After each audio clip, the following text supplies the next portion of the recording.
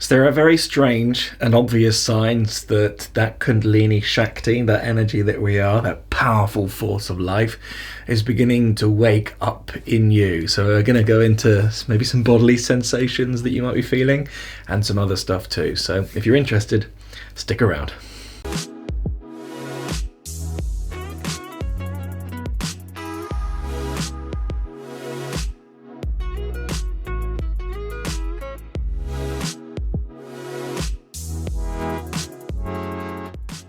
So a Kundalini awakening, what is it really? Well, Kundalini is that energy that we are. Like I mentioned in that last video, everything is this Kundalini Shakti. But in people that are doing the work consistently, the energy will begin to wake up in you in grander ways. And this will make the energetic body inside of the system much more alive than it's ever been.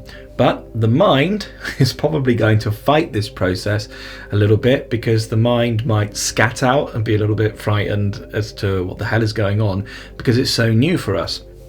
Of course, it's not really new for us, it's just new to the new perspective that we're having of life, if this makes sense, because we've always been that energy.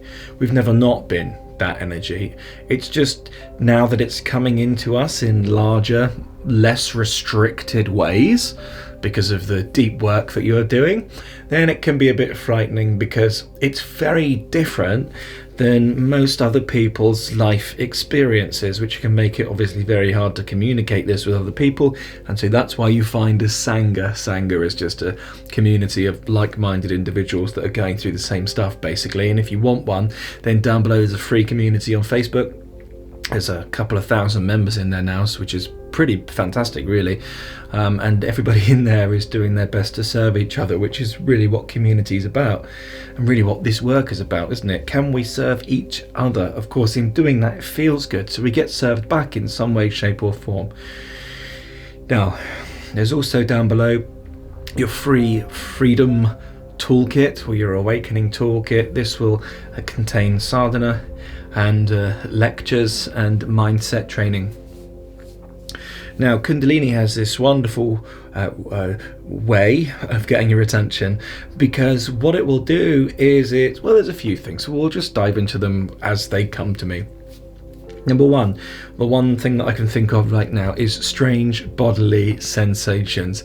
Typically, when we talk about Kundalini, we're talking about three main energy channels in the body. They are called Ida, Pingala, and Sushumna Nadi. Nadi just means energy channel. Ida and Pingala are your masculine and feminine energy channels, and once they begin to balance, they in a way separate and allow room for Sushumna Nadi to awaken, to open. And Sushumna Nadi, or for ease of use, the spine, although it isn't the physical spine, is where that powerful Kundalini Shakti begins to rise through the chakra system. Now, I noticed some people on YouTube talking about energy getting stuck in certain places. Well, this is Kundalini. Now, is there anything you can really do to, stop the energy getting stuck in certain places? The answer is no. Just be consistent with your practice. It will change. It will change. We recognize the chakra systems has different elements of our self based in it. For example, the root chakra is to do with security. That could be both financial, but mainly it's to do with security inside of ourself, which will then lead to financial security. Other chakras do other things, like sacral, sex, Manipur chakra, or the solar plexus chakra, personal will, manifestation. Heart is attachment and love. Throat is speaking truth and your truth and whatever that is for you. And then the third eye can open up some crazy possibilities inside of ourselves. Nonetheless, we'll leave them maybe for another day if the feeling's there to make a video about that. But you can get these strange sensations in the body that begin to culminate up the body and then begin to stop or subside or get stuck, and we can feel heat in these areas, or we can feel bliss in these areas. Sometimes as chakra awakenings happen, just recognize, just because we get a nice sensation in the chakra though, that doesn't necessarily mean that the chakra's open, because you see a lot of people talking nonsense like that, don't you? Oh, my chakras are open and aligned and I can feel them, and it's like, yeah, cool, fair enough, but where are they now? Like, can you feel them now? And if you can't, there's a great practice called chakra shuddhi. Chakra shuddhi just means purification of the chakras. But to be able to do that, you really needed to have purified the other nadis, Ida and Pingala too. Now, there's a whole system of yoga for that, and if you want to get involved, you can apply for the Freedom Blueprint down below. We dive into many such things and give you the right training for that. Now, not only will you find strange sensations, the body might start doing weird things. And this might begin happening, for example, in a meditation. I will just indicate to you and show you what I'm talking about. The lower body and the upper body, let's say we've got our legs crossed, might start moving in a circular motion, like so, which can become really weird. And then we might ask the question, well, who's doing this? Am I doing this, or is the energy doing this? And in a way, we have to be honest with ourselves, of course, and we're not wanting to make a habit out of anything. But if the body's moving freely on its own because of the urge of the energy inside, then we can trust that it's the energy doing these movements. There are other elements of Kundalini, another sign perhaps, although don't take it that you need these signs. It's not an exhaustive list. It's just these things might happen to you, where where we end up doing spontaneous kriyas. Now, someone in the Sangha that I'm in, she called it a spontaneous pranic fit, which I thought was brilliant. But don't worry, don't put any fear into that. They're not fits, just sometimes the body will start to move on its own, and we call these spontaneous kriyas. But it's the energy moving the body intelligently in the same way. This was how yoga was introduced to the original yogis.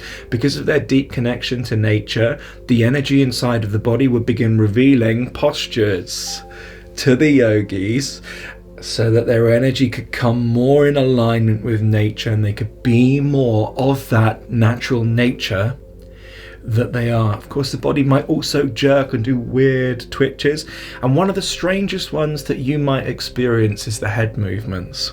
Now, the head can move in many different ways, and again, this isn't an exhaustive list either, but from my experience, mine will move in 2 ways, but it can move in many different ways. Mine will, well, 3 ways really. It will jolt. If I'm in a meditation, it might begin nodding or something like this as the energy feeling becomes a little bit stronger. What you might also notice, and this one's a little bit whack job, is the head might begin rolling like so. This in itself is a yogic kriya anyway, but it might begin happening spontaneously. It has done for me, and when it does do that, perfectly natural, perfectly fine. But the mind is gonna freak the out, isn't it? And I think it's okay that it does that, because we just have to decondition ourselves from the way that life was, which was, I'm living for societal norms, let me put my societal straitjacket on and just conform. And now, because we're getting in more contact with the true authority, which is nature or the intelligence inside of us, it might start doing things that seem really strange on some level, but on the natural level are completely normal. It's what the body needs right now, because that's the way the energy is expressing itself.